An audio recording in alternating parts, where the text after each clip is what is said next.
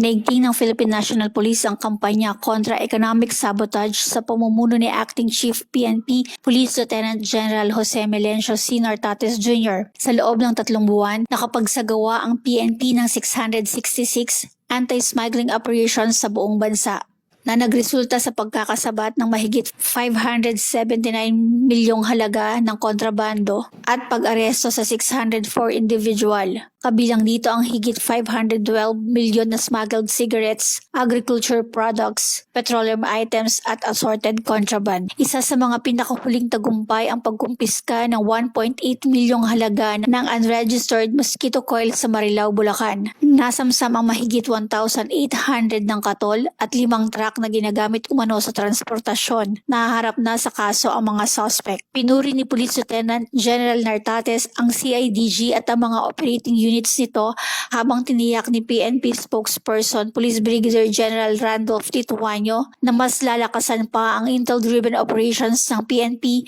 tungo sa bagong PNP para sa bagong Pilipinas. Serbisyong mabilis, tapat at nararamdaman.